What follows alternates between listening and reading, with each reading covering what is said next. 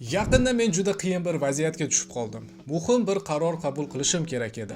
Ko'pchiligingiz yaxshi bilasiz, holat tushunarsiz bo'lib, hammasi chalkash va noaniq tuyulsa, bu o'z-o'zidan stress va bosimni yanada oshiradi. Shu payt miyamda bir narsa yalt etib esga tushdi. G'arbiy Virjiniya universitetida o'qiganimda kommunikatsiya kursida 6 xil fikrlash shlyapasi degan usulni o'rgangan edim. Ushbu vosita rostini aytsam muvozanatli va xolisona qarorlar qabul qilish uchun eng yaxshi vositalardan biri desam mubolag'a bo'lmaydi. Ushbu videoda sizga aynan shu metod yordamida katta qarorlaringizni qanday qilib aniqroq va ishonch bilan qabul qilishni tushuntirib o'taman.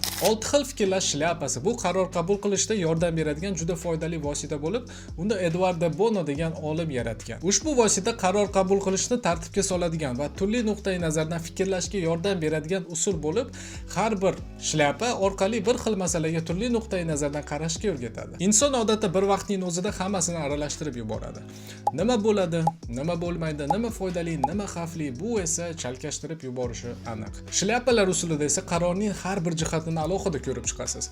Shu yo'l bilan siz masalani aniqroq tushunasiz va ko'proq o'ylab, nisbatan obyektiv qaror qabul qilasiz. Ayniqsa qiyin tanlovlar oldida yoki guruhda maslahat qilayotganda ushbu vosita juda asqotadi. Demak, barcha 6 ta shlyapa nima ma'noni anglatadi. Bizda 6 ta tasavvuriy shlyapalar bor. Oq, qizil, sariq, qora, yashil va ko'k.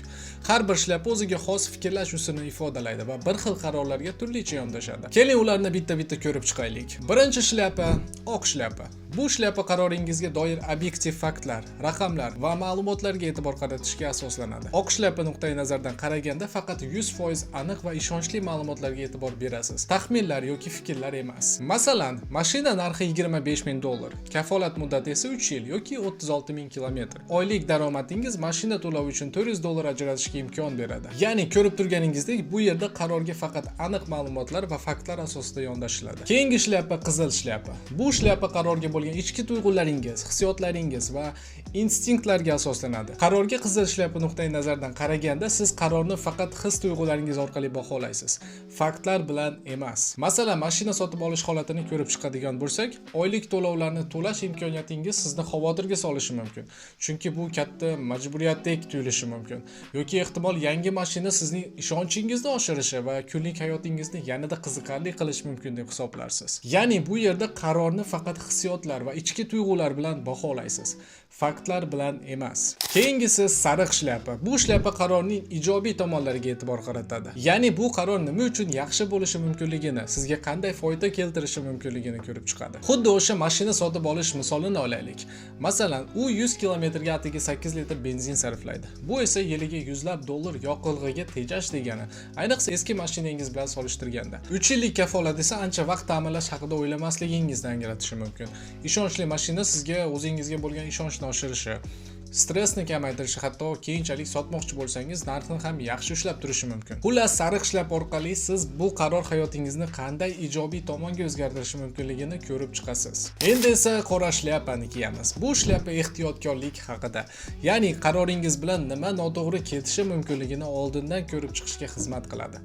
Maqsad keyinchalik afsuslanmaslik uchun xavf-xatarlarni oldindan baholashga harakat qilish. Masalan, yana o'sha mashina sotib olish misolini olaylik.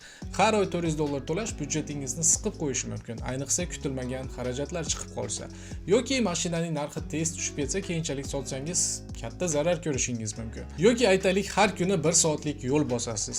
Yoqilg'i sarfi 8 litr bo'lsa ham benzin xarajati baribir yig'ilib boradi. Yana bir xavf, 3 yillik kafolat tugagach mashina nosozlik qilsa-chi? Eski mashinangizni ta'minlashga $2000 ketadi, lekin allaqachon to'lab bo'lingan. Ya'ni yangi qarz olishga hojat yo'q. Qisqasi, qora shlyapa orqali qaror bilan bog'liq salbiy tomonlar va xavflarni ko'rib chiqasiz va masalaga ehtiyotkorlik bilan yondashasiz. Endi esa yashil shlyapga o'tamiz. Bu shlyapa kreativlik va an'anaviy fikrlashdan tashqariga chiqish demakdir. Bu bosqichda siz yangi g'oyalar topasiz va qarorga boshqacha yondashasiz. Misol uchun, $25,000 turadigan mashinani darrov sotib olish o'rniga uni bir necha oy ijaraga olib sinab ko'rishingiz mumkin. Yoki kafolatli ikkinchi qo'l mashinani sotib olib pulni tejash variantini izlashingiz mumkin. Sotuvchidan narxni tushirish yoki bepul texnik xizmat so'rash haqida gaplashib ko'rishingiz mumkin. Shunda oyiga $400 byudjetga mos keladigan variantlar paydo bo'lar. Yoki umuman boshqa variantlarni ko'rib chiqishingiz mumkin. Masalan, agar kuniga atiga 1-2 soatgina mashina haydasangiz, taksida yurish arzonroq tushishi yoki boshqa tejamkor modellarni sotib olish qulayroq bo'lishi mumkin. Xullas, yashil shlyapa sizni yangi g'oyalarni izlashga, yangicha fikrlashga va ilgari o'ylamagan yo'lni topishga undaydi.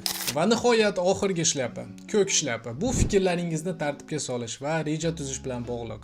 Bu shlyapa qaror qabul qilish jarayonining boshqaruvchisi kabi boshqa shlyapalar orqali olingan barcha fikrlarni birlashtirib, oqilona qaror qabul qilishda yordam beradi. Mashina sotib olish misolida siz boshqa shlyapalar orqali olingan ma'lumotlarni ko'rib chiqasiz. $25,000 narx va $400 byudjetni, yangi mashinaga bo'lgan his-tuyg'ularingiz va to'lovlar haqida xavotirlaringizni baholaysiz. Yaxshi tomonlar, masalan, yoqilg'i tejash, shuningdek, xavflarni baholaysiz. Masalan, moliyaviy cheklovlar yoki narxning pasayishini solishtirasiz. Ehtimol kreativ g'oyalarni, masalan, birinchi navbatda ijaraga olish yoki ikkinchi qo'ldan mashina sotib olish variantlarini ko'rib chiqasiz. Qisqasi, ko'k shlyapa yordamida siz yakuniy qarorni aniqlaysiz. Yaxshiroq taklif izlashingiz, boshqa mashinalarni izlash yoki hozircha eski mashinangiz bilan qolish. Ko'k shlyapa sizning diqqatni jamlashga va aniq ishonchli qaror qabul qilishga yo'naltiradi. Xullas, mana shunday gaplar. Yangi mashina olishni yoki har qanday katta qarorni qabul qilishni ko'rib chiqayotganingizda, ushbu shlyapalar sizga to'liq tasavvur hosil qilishda yordam beradi. Oq shlyapa faktlarni taqdim etadi, qizil shlyapa his-tuyg'ularingizga e'tibor beradi, sariq shlyapa qarorni foydali tomonlarini o'rganadi, qora shlyapa xavflarni aniqlaydi, yashil shlyapa kreativ g'oyalar yaratadi va ko'k shlyapa esa barcha fikrlarni birlashtirib, keyingi qadamlaringizni belgilashga yordam beradi. Birgalikda ular sizga faqat his-tuyg'ularga asoslanmaslikka yoki bir xil fikrda qolmaslikka yordam beradi. Shunday qilib kelajakda biror bir qarorga duch kelsangiz, ushbu vositani albatta sinab ko'ring. Barchaga omad!